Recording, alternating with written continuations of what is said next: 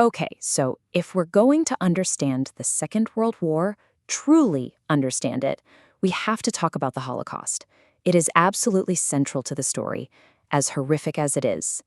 Let's dive in. So let's start with the most basic question, but also the most profound one. What was the Holocaust? It's a huge question, right? It's not something you can just define in a sentence. It was one of the defining events of the entire 20th century, so it's crucial we get our heads around it. We're going to look at what it was, how something like this could even happen, and, why it's so important that we never, ever forget it. And here's the first thing you absolutely have to grasp. This wasn't just some chaotic, random thing that happened during a war. No way. It was a plan. A deliberate, state-sponsored, systematic process of persecution and murder. It was organized, step by step, with a terrifyingly clear, horrific goal in mind. Okay, so to get how a plan like this could even get off the ground, we've got to set the stage. We need to look at the world at that time, because context is everything. Take a look at this timeline. It shows just how fast things escalated. So, 1933, Hitler gets into power. Just 2 years later, bam, they're already passing these terrible discriminatory laws.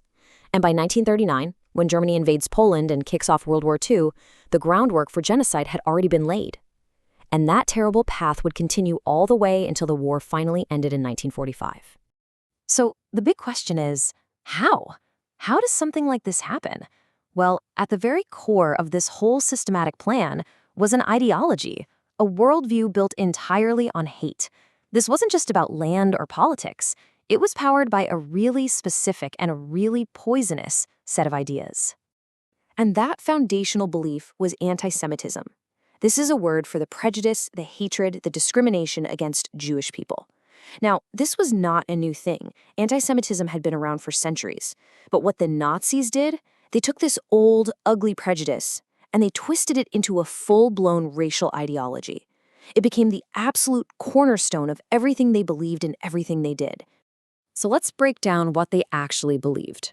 First, they cooked up this myth of a superior Aryan race. This was completely made up. It had no basis in science, but they pushed it hard.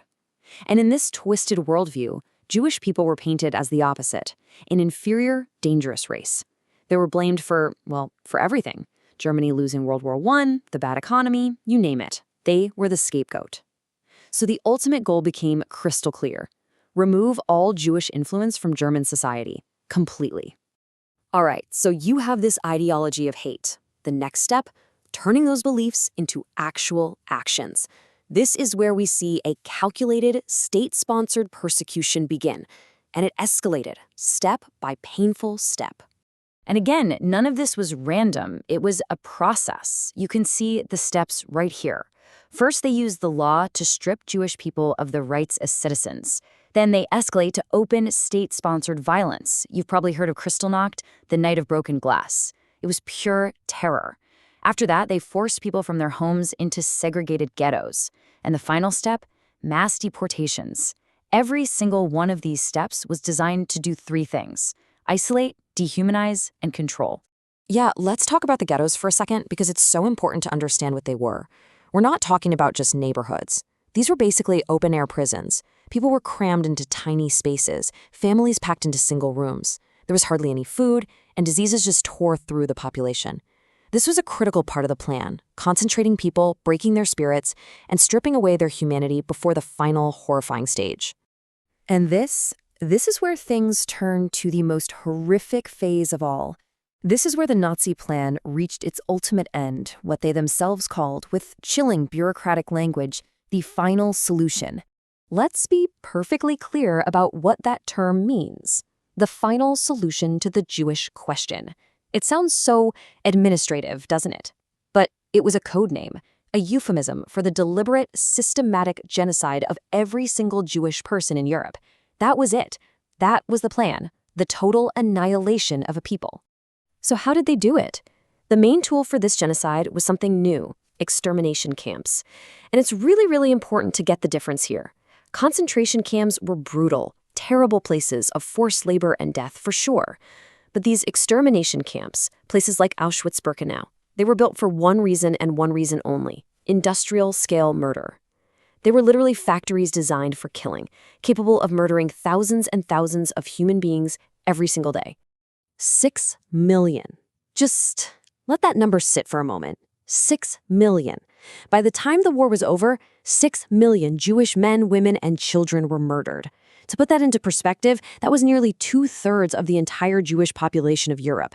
The scale of it, it's just staggering. It's almost impossible to truly wrap your head around. And we have to remember, while the Jewish people were the main target of this genocide, the Nazi ideology of hate was expansive. It didn't stop there. Millions of other people were also targeted. Roma people, people with disabilities, Poles, and other Slavic groups, Soviet prisoners of war, political opponents, Jehovah's Witnesses, gay men. The list goes on. They were all systematically persecuted and murdered. So the war eventually ends, and the world is forced to look at what happened, to really see it.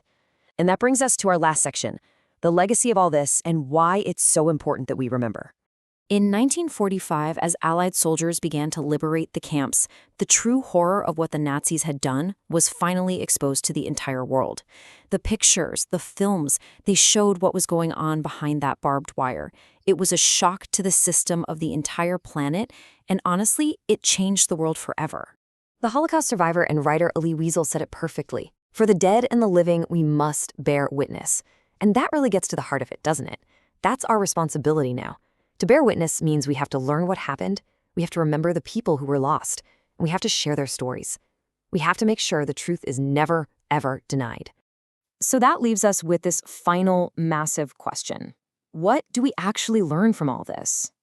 Because, studying the Holocaust isn't just a history lesson. It's about learning to see the warning signs in our own world, the prejudice, the hate, the indifference to suffering. Because that's how these things start. The lesson history teaches us is pretty clear. It's on all of us, on you and me, to make sure that the phrase "never again" isn't just something we say. It has to be a promise.